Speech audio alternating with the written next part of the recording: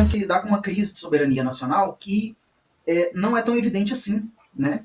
Pelo menos para a maioria das pessoas não é tão evidente. Para você que acompanha política, que está aqui no Guará Livecast, que acompanha as lives, você sabe que essas coisas são importantes para um país, porque a gente já falou disso umas 500 milhões de vezes já, né? Mas parece que algumas pessoas simplesmente se esqueceram do que é necessário para ser um país. E a gente precisa mesmo, o mais rápido possível, formar um senso de identidade nacional.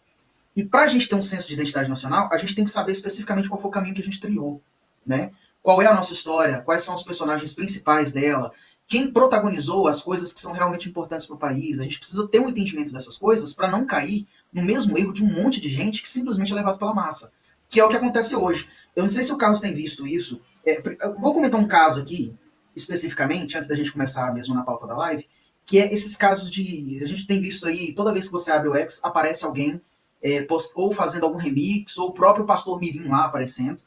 E isso é sintomático de como que está funcionando o nosso país.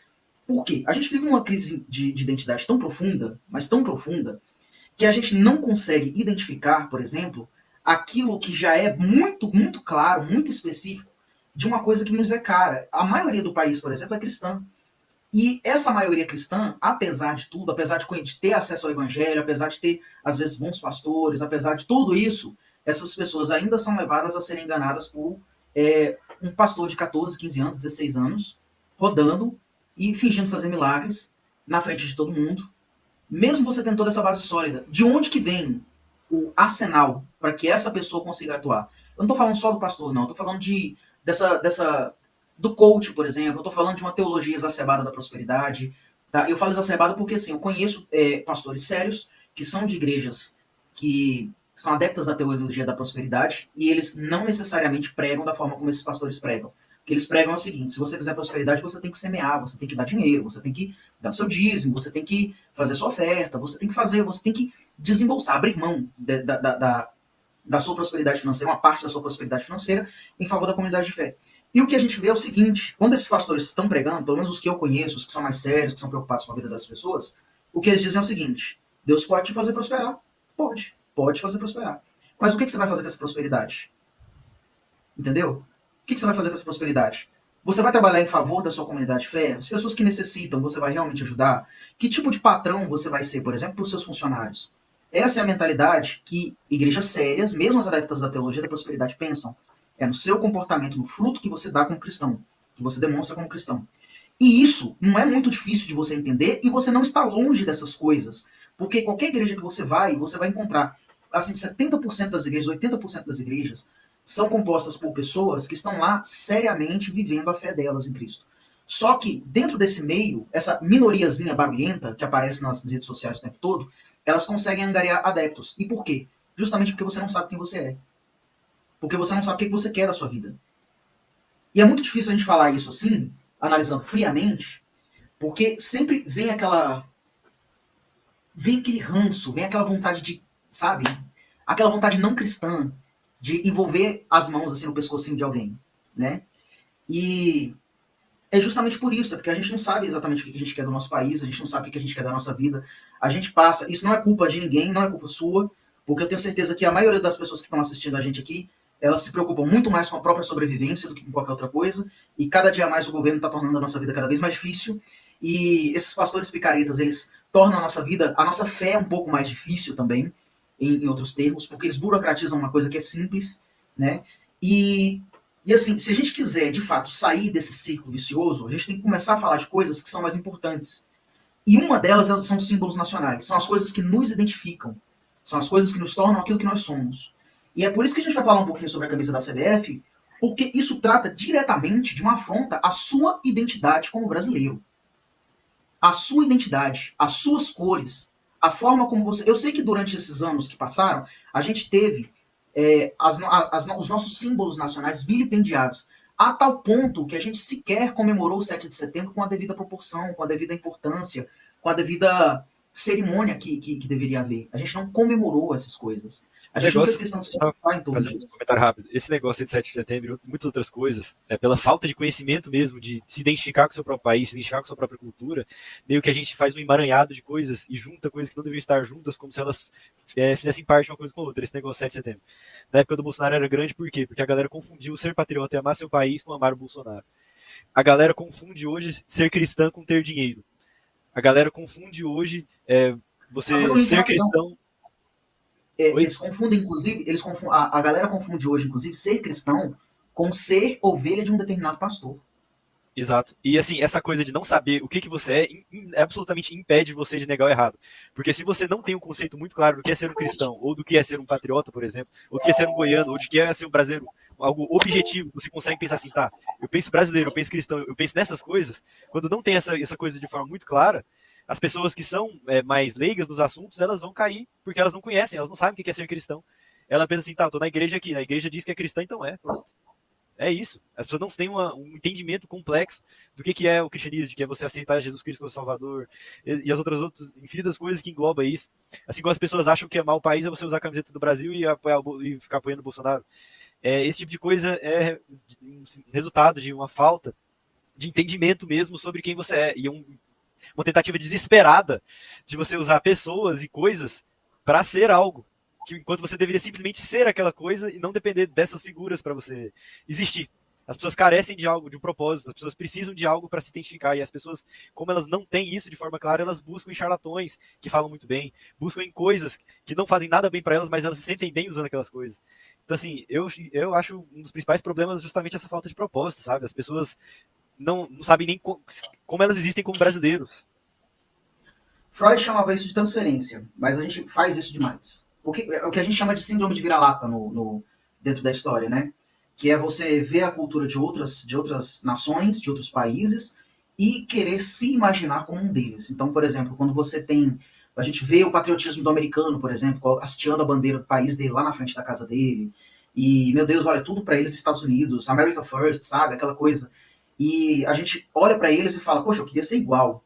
Mas por que a gente faz isso? É porque a gente justamente sente falta de uma coisa. Sabe aquela coisa?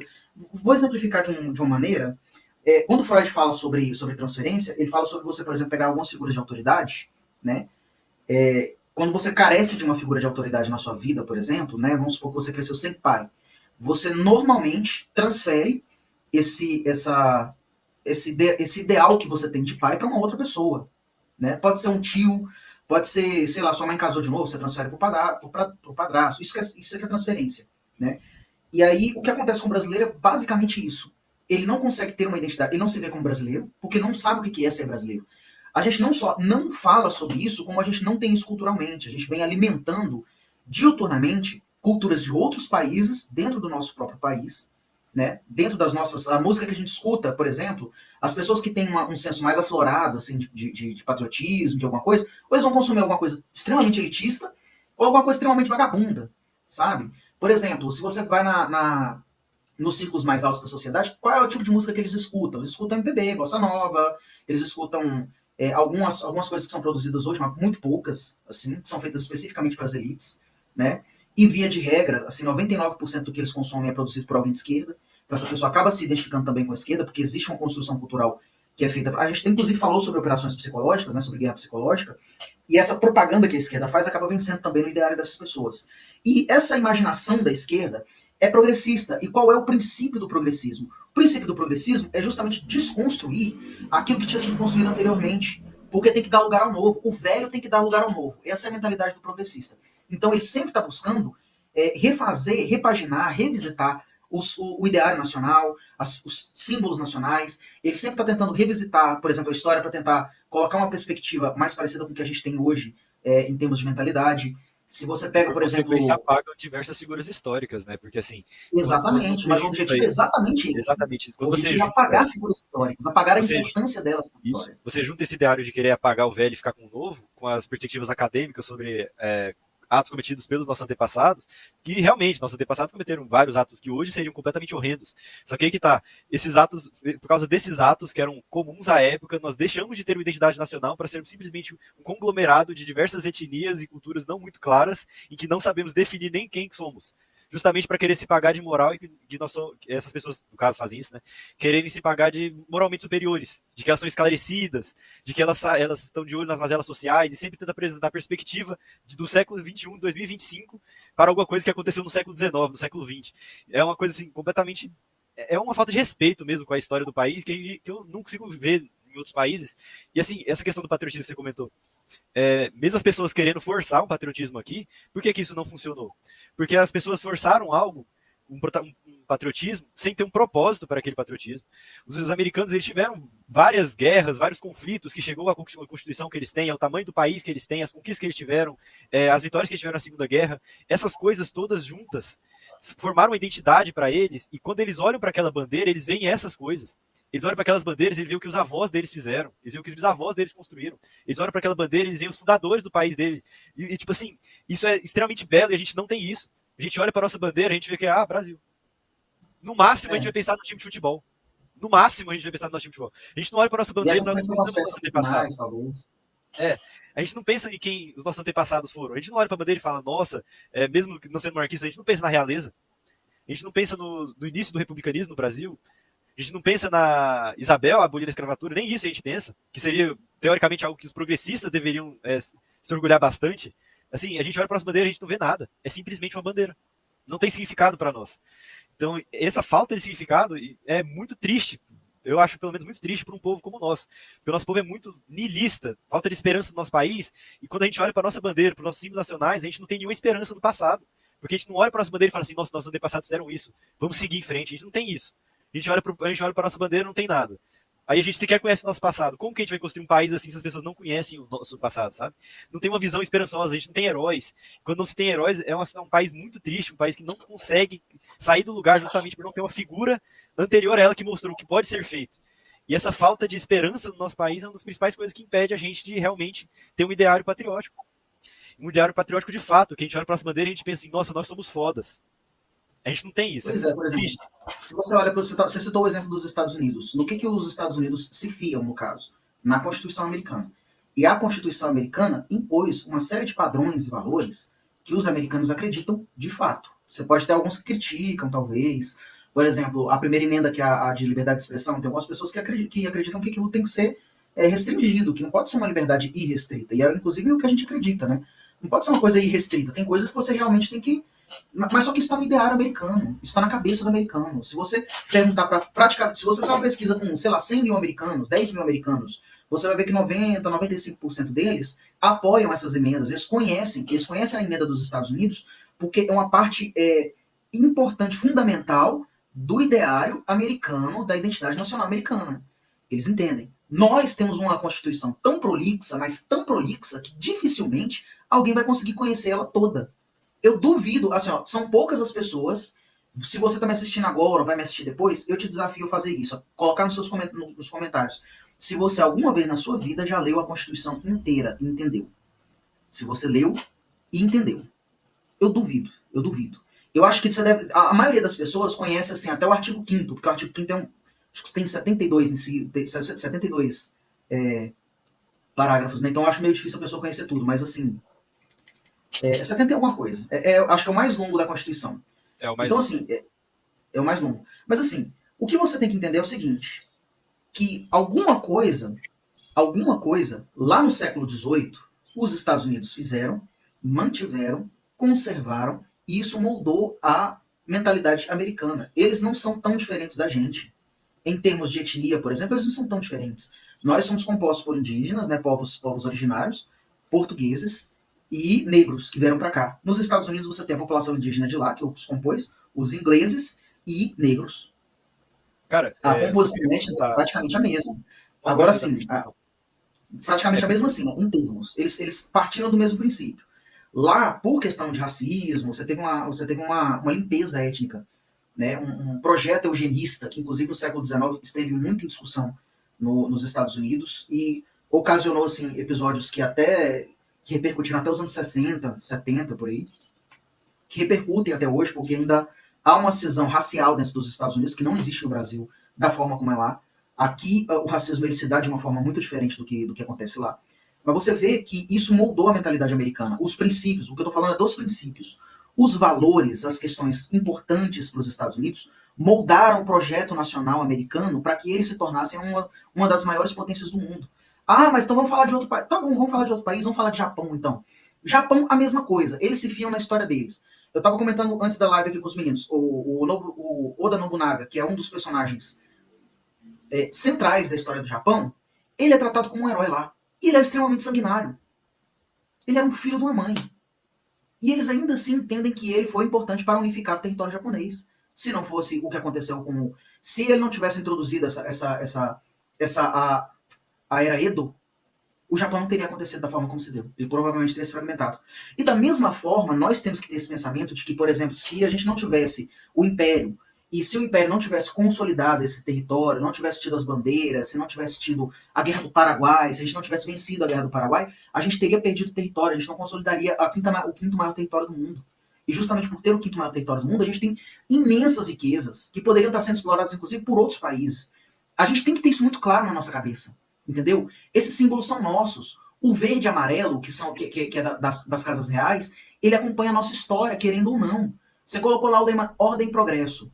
Ordem e Progresso é um lema positivista. Se a gente pegasse as coisas boas do positivismo, como o pragmatismo, o empirismo, pegasse só as coisas boas, não exagerasse como eles fizeram, mas se a gente pegasse essas coisas boas e colocasse como princípio das nossas vidas, vamos ser mais pragmáticos, vamos ser mais céticos, vamos olhar para as pessoas, para os nossos governantes de maneira mais cética. Será que a gente não seria uma nação um pouco melhor? Então o que falta realmente? Falta alguém lá explicar para você o que significa a ordem e progresso. Falta alguém explicar para você o que é a cor verde e amarela, o que é o azul, o que é o branco, sem aquela floreação toda que fizeram a partir dos anos 90, anos 80, 90. Entendeu? Falar o que realmente é essa história. Aliás, não, essa história das cores da bandeira vem desde o século XIX, quando houve a proclamação da República, né? Eles começaram a propagar essa história de que o verde e o amarelo não tem nada a ver com as casas reais, que tem a ver com o verde a mata, o amarelo é o ouro, e você já deve ter ouvido essa história, né? Mas, assim, a gente tem vivido, desde sempre, de modas. Quando as faculdades foram criadas aqui no Brasil, o que a gente fez foi o seguinte, a gente pegou manuais de ciência de outros lugares, decorou esses manuais, os autores, até autores de novela, decoravam os manuais de social-darwinismo, do que vinha, e eles criavam novelas imensas a respeito disso. Então, essa filosofia positivista, a ciência no Brasil, ela começou a se propagar primeiro como moda, antes de ser ciência de fato. E isso tem se perpetrado sempre, porque depois a gente teve depois do Império teve a República. A República ela não foi bem estruturada para ser uma república. A gente aboliu, durante o período da República, todos os projetos que tinham de longo prazo que vieram do Império. Ao invés de colocar na balança e falar assim, olha, isso aqui daqui a 50 anos vai trazer pra gente muitos benefícios. Entendeu? E uma elite que já era patrimonialista já, antes da época da República, continuou se perpetuando no poder. Porque quando a família real veio para cá, todo mundo começou a puxar saco da família real. A verdade é essa. Todo mundo puxando saco, a República caiu. O que vai acontecer? Agora a gente vai ter que descobrir outra pessoa para puxar o saco. E ela caiu por quê? Porque eles viram que a família real tinha projetos de verdade. Tanto que quando ela veio, a maioria da infraestrutura, de instituições que a gente tem, acho que eu já até cheguei a comentar isso em live, surgiram durante o período de 1808 até 1820. Não, até 1870, mais ou menos. De 1808 a 1870. Foi quando a maioria das instituições passou a existir no Brasil. Então, bibliotecas, faculdades, museus, estradas, linha de ferro, tudo que você imaginasse que pudesse existir naquela época, começou a vir para o Brasil de fato nesse período. Até saneamento básico, polícia também foi instituído nesse período. E assim, a gente tem que olhar para essa história e ver que nós temos uma grandeza enorme nas nossas mãos e que nenhuma outra nação tem. Nenhuma outra. São características nossas. O problema é que quando você vem dos anos 90 para cá, essa elite progressista que se formou aqui no Brasil tenta simplesmente deturpar tudo para poder manter o controle ideológico. Entende? Porque olha só, se eles destroem a sua história, se eles destroem a sua identidade e agora você está nas mãos dessa elite, o que essa elite vai fazer? O que ela quiser. O objetivo dela é justamente destruir a identidade nacional para que ela possa construir uma identidade nacional para você. Só que adivinha, daqui a 50 anos, outros progressistas vão tentar fazer o mesmo processo. E a gente vai continuar sem identidade. Entende? Por isso que eu sou conservador. Eu prefiro mil vezes, me arriscar a entender a minha história da forma como ela realmente é, do que ficar na mão desses picaretas.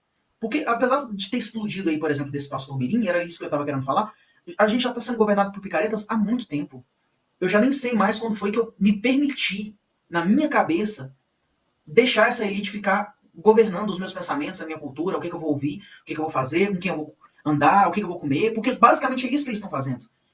Que discurso que eu vou ter na internet, que discurso que eu vou ter dentro da sala de aula, sabe? Existe um controle que a gente não conseguia perceber até um tempo atrás, porque ele era muito sutil. A partir do momento em que alguém falou assim, não, eu não quero, aí começou toda essa onda woke que a gente está vendo, essa violência contra essa direita que estava nascendo. Porque é uma concepção não hegemônica. Só então, só quando a gente confrontou, é que a gente percebeu o quanto que a gente estava no buraco. Entendeu? Enquanto a gente estava acomodado, não vinha pedrada nenhuma. Mas a partir do momento que a gente se levantou, aí sim, aí começa. Então é isso. E assim, para falar um pouquinho mais sobre identidade nacional, sobre soberania nacional, eu queria mostrar para vocês já devem ter visto, a mais nova camisa da seleção. E olha que maravilhosa que ela é. Oh, maravilha. Olha só, parece propaganda da Kaiser, não parece? Acho que faltou só o símbolo da Brahma ali, é completamente distante da nossa realidade. Assim, tem uma cor ali, a não ser amarelo, que identifique o Brasil ali. Sabe e além disso, também tem a questão do estatuto que eu tinha conversado com você antes, que é justamente isso, que o estatuto ele diz que a camiseta da CBF tem que ter as cores da logo da CBF, e se não for ter, tem que ter alguma justificativa, alguma data comemorativa. Que bosta é essa aí? O que a gente está comemorando? Eu queria muito entender. Eu explico. Sabe o que é isso aí, ó? Você faz uma faixa verde, de cima a baixo ali, atrás do símbolo da CBF. Aí você tem uma camisa da seleção portuguesa. Ah, tá. Entendi. Eu acho que então a gente está incorporando a Guiana brasileira já, como território. Eu acho que a gente está. É mais ou menos isso. Ou então a gente está querendo exportar o nosso futebol para Portugal, né? Porque Cristiano Ronaldo, obviamente, não joga nada, né? Provavelmente, vai ver. A gente está unificando os times de Portugal e do Brasil. Um só. Já estão fazendo soft power já para fazer anexação, né? Provavelmente é isso. Mas parece, sabe o quê? A camisa da seleção chinesa. Essa aí tem mais sentido, para falar bem a verdade. Né? Pois é. Cara, assim, isso aqui é um escárnio tão grande, cara, tão grande, mas tão grande. Não, e o pior de estarem desrespeitando, além de estar desrespeitando nossa identidade nacional, né, que a gente tenta construir dia após dia nessas lives, nas revistas, nos textos e tal, além disso, o pessoal não vai conseguir enxergar isso, como desrespeito à nossa identidade nacional. O que vai acontecer é que a galera vai ficar brigando de direita e esquerda com essa camiseta porque a cor é vermelha. O pessoal vai completamente ignorar o fato da nossa identidade nacional estar sendo completamente vilipendiada, completamente negligenciada por uma camiseta que não tem cor nenhuma a ver com o nosso país. É simplesmente um escárnio com a nossa cultura e é um escárnio que ninguém liga. É um escárnio que ninguém vai ligar, ninguém vai falar sobre. Eu duvidaria você achar alguém falando sobre isso, alguém estar vilipendiando a nossa identidade nacional com essa camiseta fora dessa live. Eu duvido vocês acharem alguém que fale disso. Porque o que o pessoal vai ficar no discurso barato que vai dar like. E o pessoal da direita vai comprar a camiseta tradicional verde e amarela, provavelmente do Paraguai também, porque nossos conservadores não têm tantos princípios assim. E aí os petistas vão comprar a vermelha e vão ficar assim... Às vezes até tem princípio, mas não tem dinheiro, entendeu? É um negócio muito estranho. Ainda mais se a galera do imposto é roubo, eles não vão querer saber de ficar pagando imposto. Então. Vai ficar basicamente nessa superficialidade de briga idiota, enquanto nosso país é completamente destruído, não criam identidade nacional nenhuma, estão sendo completamente delegados, assim, a ficar sob o governo do Centrão por mais 4 anos, ao que parece. Tem mais algum comentário assim? Pois é, assim, são muitas camadas. É lógico que fizeram isso por causa de um público que com certeza compraria essa camiseta. Que público é esse? É o que você acabou de falar. E mais do que isso, gente, o que vocês precisam entender é o seguinte, a gente estava até conversando a respeito de... Cara, assistam. É uma live maravilhosa de quase 3 horas, falando sobre propaganda e sobre operações psicológicas. Se você perdeu essa live, você perdeu assim, 80%... Não vou falar 80%, mas é quase isso. 70%, 80% do que você precisa entender sobre essa camiseta, por exemplo. Porque quando a gente fala sobre polarização, a gente está falando sobre uma estratégia justamente para dividir a população. E para que você divide uma população? Para enfraquecer? Já ouviu aquele ditado dividir para conquistar, certo? Sim. E você coloca todo mundo para fechar os olhos para os problemas reais. Todo mundo vai ficar idiota e ficar xingando por causa disso. Enquanto o Brasil não tem nem saneamento. O que o Olavo chamava de estratégia das tesouras é simplesmente uma estratégia de guerra psicológica utilizada para dividir a população, e você vai distrair a população com um tema que não é relevante. Entendeu? Então, por isso que tem uma camisa agora vermelha da CBF, mas tem a verde e amarela. Por quê? Você coloca dois públicos literalmente trajados, né? Olha a semiótica. Um trajado de vermelho. Quem é esse de vermelho? Ele, teoricamente, ele, assim, do ponto de vista de semiótica, ele é inimigo do cara que veste verde e amarelo. E aí, se você divide essa população vai precisar. Se eles estão numa guerra, estão divididos entre si, cada um deles vai precisar de um líder. E o pior ainda, tem pessoas que vão usar essas camisetas sem essa intenção e elas vão ser tratadas pelas pessoas que são do outro lado como inimigas, o que vai fortalecer a raiva delas, tipo assim, sem precisar, sem a outra pessoa nem se manifestar, sabe? Tipo assim, sei lá, eu compro essa camiseta verde e amarela, nem bolsonarista eu sou, mas a pessoa que é mais à esquerda, ela vai olhar pra mim e achar que eu sou bolsonarista, ela vai ficar com raiva e mais radical ainda. É uma estratégia perfeita. Exato. É uma estratégia utilizada para te manipular, para te enganar.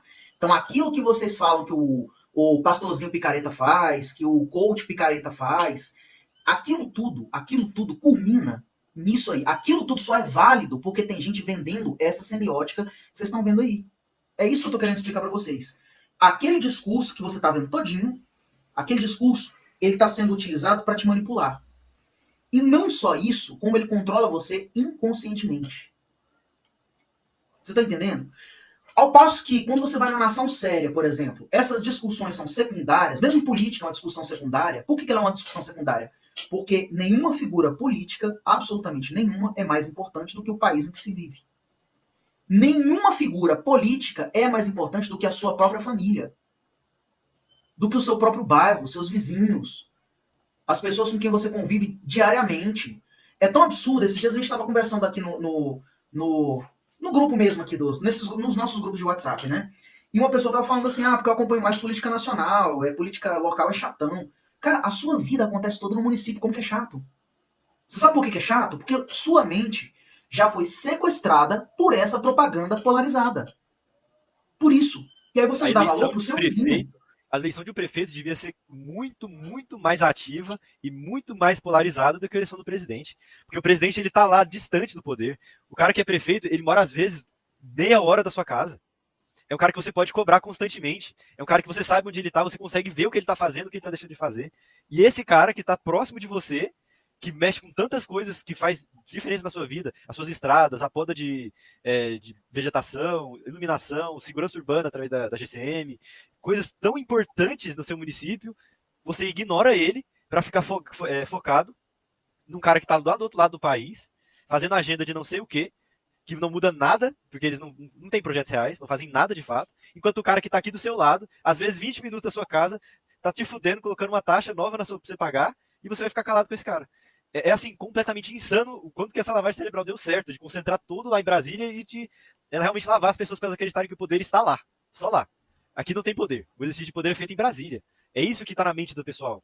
E assim, é uma estratégia de dominação impecável, porque deu certo. As pessoas não ligam para a política local de fato. As pessoas não olham bem porque o que o prefeito está fazendo. As pessoas nem sabem, muitas vezes, que existem sites da prefeitura, que existe um site da Câmara de Vereadores. As pessoas geralmente nem sabem o vereador que ela votou. E o vereador que ela votou geralmente é o cara que mora na esquina do bairro dela porque ele apareceu na porta e pediu voto. E ela não sabe o nome dele, não sabe o partido dele, não sabe o histórico dele, não sabe o que ele fez. É assim, completamente estranho isso, uma situação estranha mesmo. Você não saber do cara que está do seu lado, o cara que você consegue ir ali falar com ele, e você não sabe o que ele está fazendo por você, sendo que você, como cidadão, vai lá e coloca aquele cara para trabalhar para você. É assim, você escolhe o funcionário que trabalha na sua casa, que é do lado da sua casa, e esse funcionário você não fiscaliza.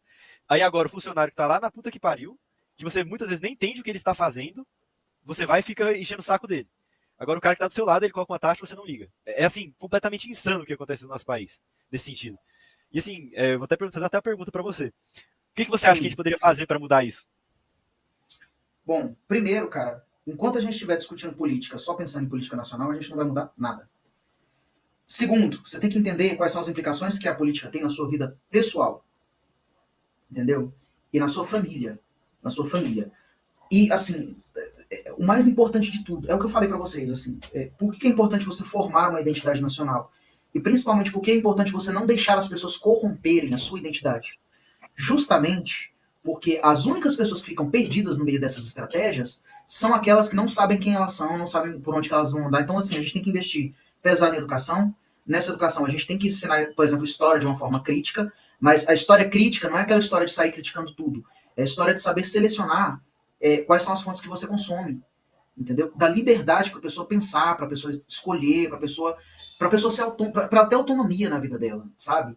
E assim, são muitos passos. Nós aqui, quando a gente fala sobre política, quando você vai falar, por exemplo, sobre partido missão, você está falando de uma entidade que está tentando mudar a vida pública, né, a coisa pública, de maneira que possa tornar a sua vida mais fácil, mais palatável, mais agradável, que você possa viver com sua família, com seus amigos, de maneira mais fácil, mais agradável.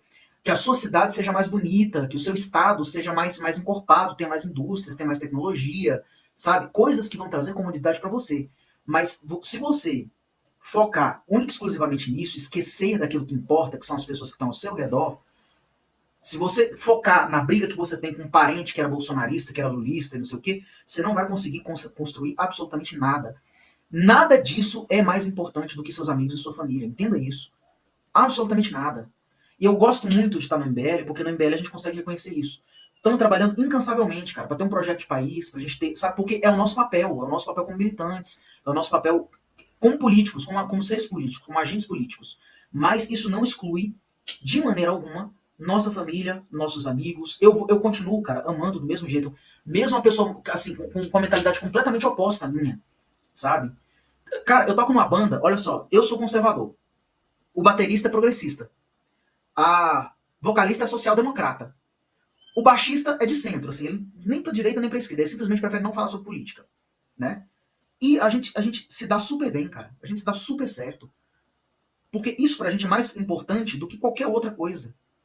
Então, eu acho que nessa questão de identidade, é importante você frisar justamente isso, seus relacionamentos interpessoais.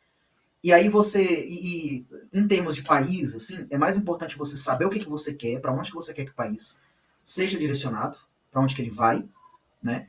Para você não ser levado por figuras quixotescas como essas que a gente está vendo. Entendeu? Porque olha só, por que os Estados Unidos dá certo, por exemplo? Em termos culturais.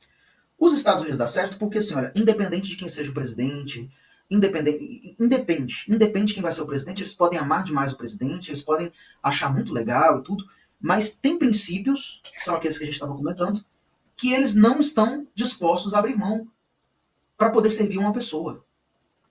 Agora, no Brasil, é exatamente o contrário. Por exemplo, como nós não temos uma tradição de direita muito longa, o que aconteceu foi que quando o Bolsonaro subiu ao poder, ele vilipendiou todas as pautas. Quem foi que subiu e falou assim, olha, não quero nem saber de Bolsonaro a partir de agora, porque eu tenho princípios? Você acha que foi a maioria ou foi a minoria? A minoria Por quê? absoluta. A A minoria. minoria. Por quê? Porque a maioria já está tomada por esse pensamento de massa. Está perdida, E está outra sem coisa identidade, também, está tentando entender o que é a direita, e como ainda está tentando entender o que é a direita, cai nesse papinho fácil de Bolsonaro. a nossa Entendeu? Constituição Isso também poucas é parte pessoas têm desse testado. problema. Porque esses valores que você fala são frisados vez após vez na Constituição Americana, desde o primeiro ao sétimo artigo, desde a primeira à 23ª emenda.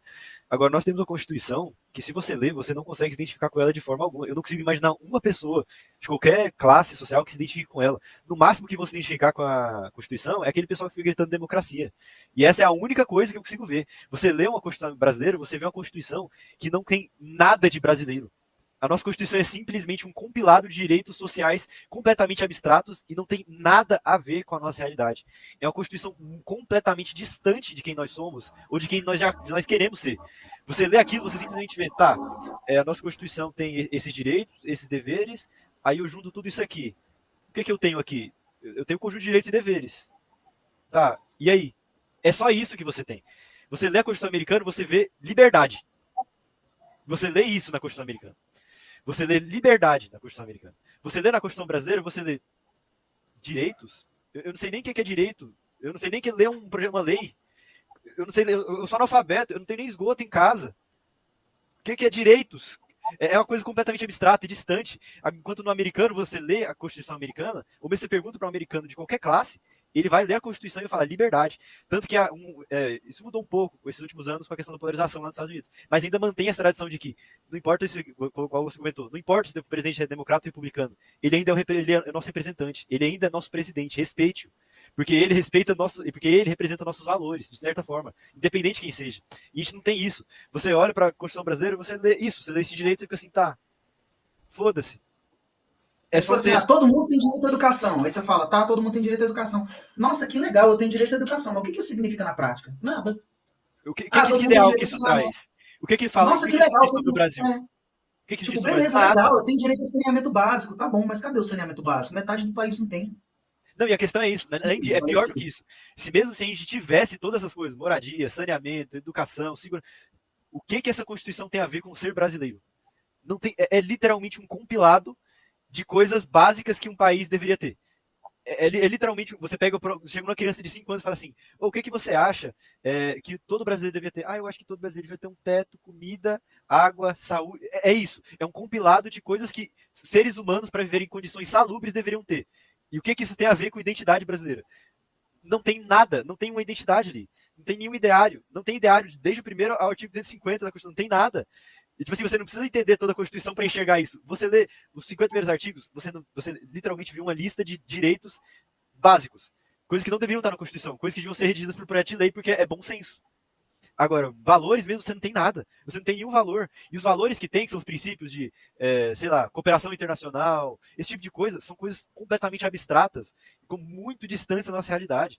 São princípios literalmente norteados a figuras, tipo assim, se for esticar muito a corda, você consegue achar algumas pessoas que vão se identificar a Constituição. Isso é quem? Nossos governantes. Por quê? Porque eles fazem visita internacional, eles encontram com as pessoas e tal. Mas se você esticar muito a corda, assim mesmo, porque você lê nessa Constituição, você sendo da classe mais baixa, você da elite, você não tem como se identificar com essa Constituição. E quem finge que se identifica é esse pessoal que fica da democracia. Democracia. Tá, foda-se a democracia, eu quero saber o que é meu país. Meu país é só uma democracia? É isso? Nós somos a democracia. Eu acho muito legal que você vai falar assim, o que é democracia? Você pergunta pra uma pessoa qualquer, faz essa pergunta. Aí a gente podia fazer um vídeo de rua nisso, né? O que é democracia pra você? Aí a pessoa vai falar, tá, não sei o que, não sei o que, não sei o que. Bom, você acha que o nosso país é democrático? Fazer essas duas perguntas, por aí, pela rua, e ver qual vai ser a resposta. Eu tenho, assim, um palpite de qual vai ser a resposta de todo mundo. A democracia é o governo do povo, beleza. Nosso país é um país democrático? Acho que a maioria vai responder que não, e vai dar lá suas respostas, dependendo de se é de direita ou de esquerda, né? Mas, assim, realmente é o que você falou. Ninguém vai conseguir se identificar com a nossa Constituição, porque ela foi um pacto feito por elites sobre o que elas acham que o povo precisa. Eles não perguntaram para a própria sociedade. Entendeu?